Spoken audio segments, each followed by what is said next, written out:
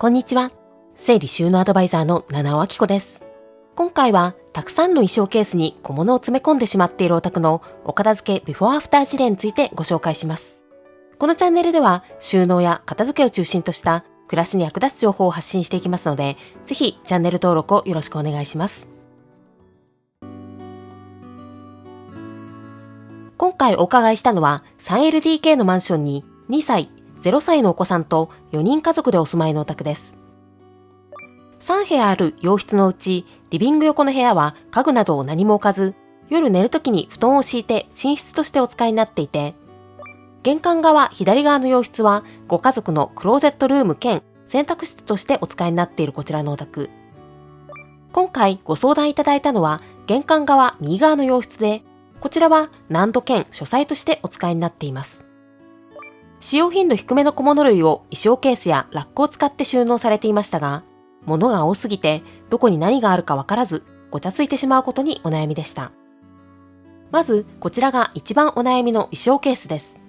4列分計16個の衣装ケースを使って様々な小物を収納されていましたが、こちらの衣装ケースの一部はかなり前からお使いになっているものだそうで、枠が黄ばんでいるものもあるため、そちらは入れ替えたいとご希望でした。また、衣装ケースの高さもバラバラに積まれているため、見た目に統一感がない点も改善の余地がありそうでした。では、衣装ケースの中身もチェックしていきます。まず、こちらは一番右の列ですが、こちらは浅いケースを5つ積まれています。こちらはその一番上の段で、ここには2軍の工具や文具を収納されていましたが、上にケースが積み重なった状態になっているため、使いたい文具が探しづらい状態になってしまっています。上から2段目にはフックやテープ類などが収納されていて、こちらもやや中身が探しづらい状態でした。3段目には布団干しグッズが収納されていて、こちらは使い勝手には問題ないそうで、4段目には子供用品が収納されていて、こちらは一部使わないものもありそうでした。そして5段目には3軍の絵本が収納されていましたが、すでにパンパンで溢れ気味なのに加えて、平積みなので中身がわかりづらい状態になっています。続いて右から2列目の衣装ケースです。こちらは浅い引き出しと深い引き出しが混在していて、1段目の浅い引き出しには大人の趣味のカードゲームが収納されていて、2段目の深い引き出しには裁縫道具や手芸用品が詰め込まれていて、こちらも中身がわかりづらくなっています。そして3段目には使用頻度低めの細々したおもちゃ。4段目にはボールプールのおもちゃが収納されています。ちなみにおもちゃは衣装ケースの上のボックスなどにも置かれていて、収まりきらないおもちゃがあちこちに点在しているご様子でした。続いてこちらは右から3列目です。こちらは1段目ですが、ここには普段使う抱っこ紐のほか、昔飼っていた金魚の金魚鉢もなぜか混在しています。2段目には旅行用品や美容グッズ。3段目には旅行・レジャー用品が収納されていて、そして4段目の深い引き出しには本やノート類が収納されています。一番奥にある4列目の衣装ケースは、一番上の段にご主人のゲームやガジェット類、2段目には季節の飾り物などが収納されていて、一番下の段には本が収納されていましたが、本は引き出しだと重くて出しづらく、中身も見づらい状態になっています。続いてこちらは衣装ケースの向かい側にあるスチールラックです。スチールラックの上段には住宅関係の備品や、シルバニアのお家のおもちゃ、リビングに敷いたマットの余りのほか、お子さんの思い出品や、使用頻度低めのおもちゃ、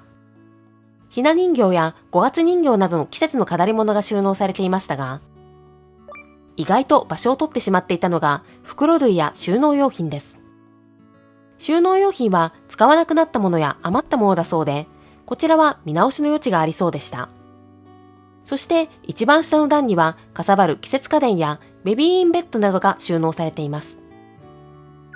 そして最後はこのお部屋の奥にあるご主人のデスクです。こちらのデスクは左側に棚がついた構造になっているため、この棚の中の配置を見直せば、もう少し収納スペースとして活用できそうでした。このような状況を踏まえて、この書斎兼難度のスペースを物の管理がしやすい状態に改善するべく、今回はご夫婦揃ってご参加いただき、作業をスタートしました。ということで、早速作業がスタート。今回は、まずはあちこちに点在している2軍、3軍のおもちゃをスチールラックにまとめるところから始めていきます。おもちゃの収納用として新たにご用意いただいたのは、ニトリのソフト N インボックスです。一番大きいレギュラーサイズに加えて、お客様のご要望で、1箇所は横ハーフサイズ2つを重ねて使用することにしました。じゃあ、よいしょ。おもちゃの詰め替えをしていきたいと思いますので、ご主人が手持ち無沙汰な雰囲気があるので、じゃあこのガジェットレインでそこの後ろ側でちょっと仕分けていただきましょうか。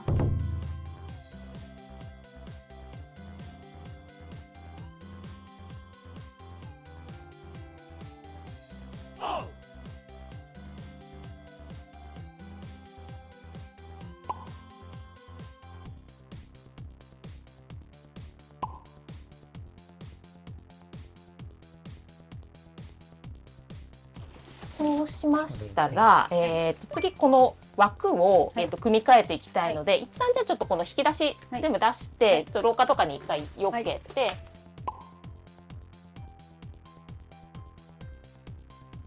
今回、古くなって変色した衣装ケースを入れ替えたいとご希望だったため、新たに無印良品のポリプロピレン衣装ケースをご準備いただきました。事前のプランニングの結果、今回は小サイズを2つご用意いただくことにしました。一番下になるケースの裏側にキャスターを取り付けて、その上に大・中サイズ1個ずつと小サイズ2個を重ねたものを2列分並べます。さらに今回衣装ケースに不向きな本や書類の収納用としてカラーボックスも2台ご準備いただきました。今回はすべての段に A4 サイズの本が収納できるタイプを使用していきます。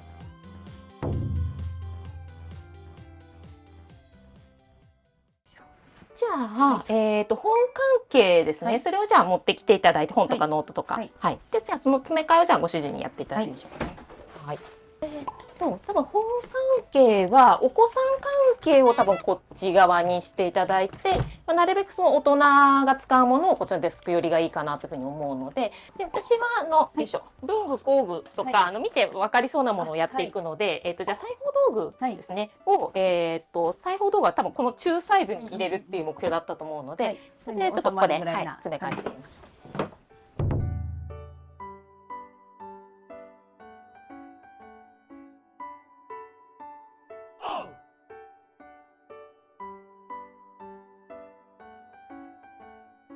ご主人、次カードゲーム系ですね。カードゲーム系が入った引き出しあったと思うんですけど、ちょっと持ってきていただいて。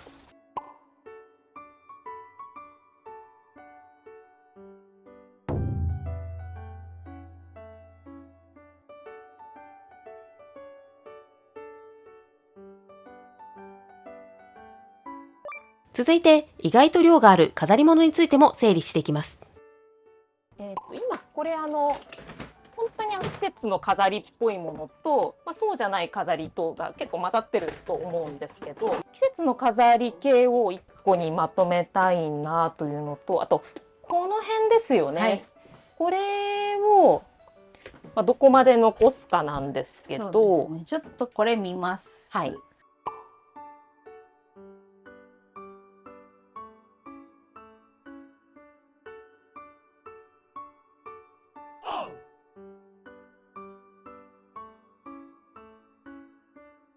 思い出のやつをこの大きいやつにまとめちゃいましょうか、その同じボックスに。こ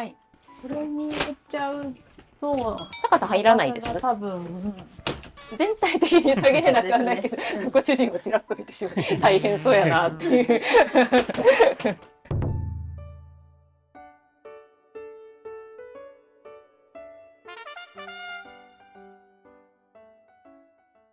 じゃあ、レジャー系ですね、が、まだあったと思うので、これとこれをこれ1個分に。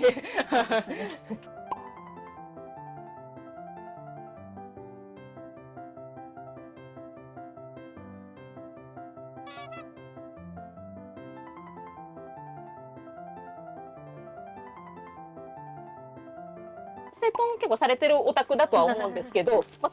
いえ結構今ギリギリのところになっていて、思った以上に余裕ないっていう現実と向き合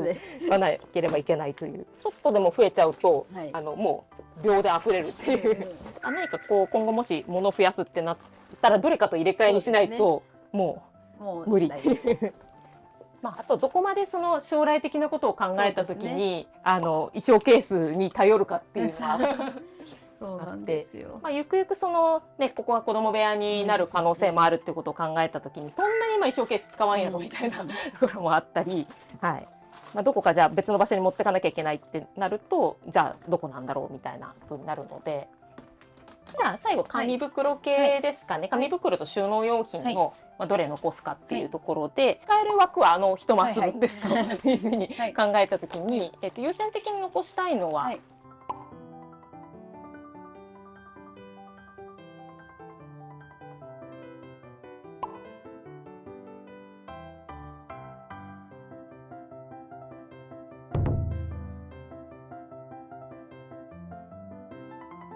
約2時間ほど作業したところで、今回のお片付けが無事に終了。そして今回の作業で手放すことになった不要品はこちら。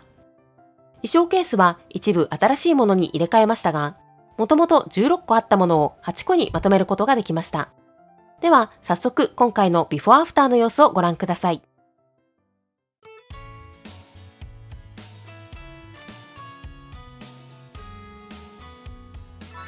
まずは衣装ケース側のビフォーアフターです。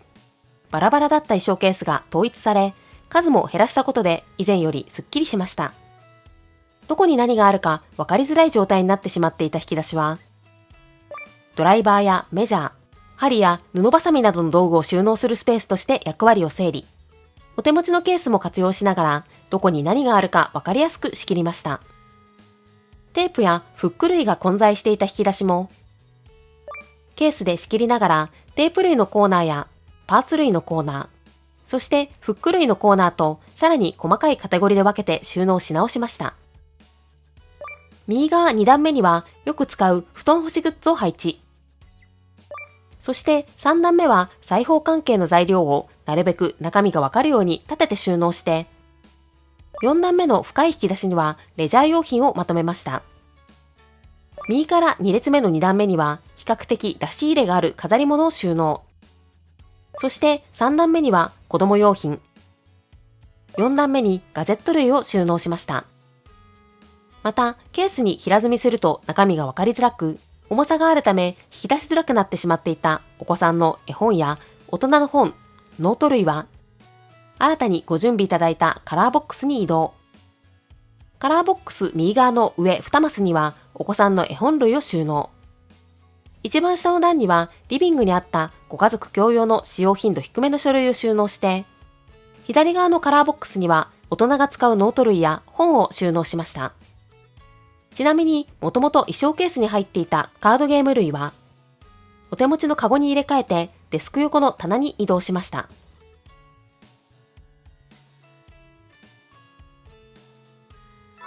続いては衣装ケースの向かい側のスチールラックです。こちらも中身を一部見直しました。意外と場所を取ってしまっていた袋類や段ボール、余った収納用品は、ラックの棚1段の半分のスペースに収まるように量を厳選。衣装ケースの中や上のスペースなどあちこちに点在してしまっていたおもちゃ類は、2軍のおもちゃを新たにご用意いただいたニトリのボックスに収納。3軍のおもちゃはお手持ちの大きいボックスにまとめました。かさばる季節用品などを収納していた一番下の段は、特に場所を取っていたベッドマットレスを人に譲ることにしたため、棚板の高さも少し下げてコンパクトにまとめました。お疲れ様でした。もうなんか別にその大きいもの的にはそんな変わってないはずなんですけど、なんか床が広く感じるっていうかね、なんかすっきりした印象になったなって思います。やっぱりこう今まで結構そのまま使ってた収納用品で、なんとかこう無理くりやりくりしようとしてきてたみたいなところが結構あったと思うんですけど、結構なんでしょう、組み替えの仕方とかもお子さんからとりあえず逃がすために上に持ってきたみたいなので、本当は下にあった方が収まりがいいものが上の段にあったりとか、あと色も結構まちまちだったりとかっていう感じがあったので、色味がねだいぶ揃ったりとか、高さがその小中大って揃うだけでも結構印象違うかなっていう気がするので、ただ結構気をつけないとすぐ戻りそうだなっていうところが多分今日やっててもなんとなく感じたと思うんですよね。でやっぱり特にこう引き出しの中ってこう中身をパッと見て分かるようにするためにやっぱり立ててあげないといけなくて、でも忙しくなったり物が増えてくると上にどんどんやっぱり積み重ねていっちゃうと思うんですよね。なのでやっぱり増やさないっていうのが結構大事なポイントになってくるかなというふうに思います。そうは言ってもね、お子さんのものとかってやっぱりどうしても増えやすいお年頃だとは思うんですけど、増えてきそうになったらどれかと入れ替わりにするとかっていう形にして、絶対なきゃいけないかっていうと、例えば季節の飾りとかってあった方がもちろん生活は潤うんですけど、生活になくても、困らないっちゃ困らないものだったり、あとそういうレジャーのものとかも、あればあっただけ楽しいんですけど、テンション上がるとつい買っちゃうんですけど、入れる場所なかったなと思うから、ちょっと次行った時になんか可愛いバケットあるけど我慢しようかなとかっていう風にちょっと上限がだいぶ見えてきたかなというふうに思いますので、そうですね、もうちょっと減らしたいなっていうのが、去年引っ越してきたばっかりで割と物減らしたつもりではいたんですけど、こうやってみるともうちょっと減らしてもいいなっていう思いました。はい、じゃあとりあえず今日はお疲れ様でした。ありがとうございました。いかがでしたか？たくさんあった衣装ケースも数が半分に減って小物が探しやすくなりましたね。最後にこの動画を気に入ってくださった方はチャンネル登録とグッドボタンをぜひお願いします。それではまた次の動画でお会いしましょう。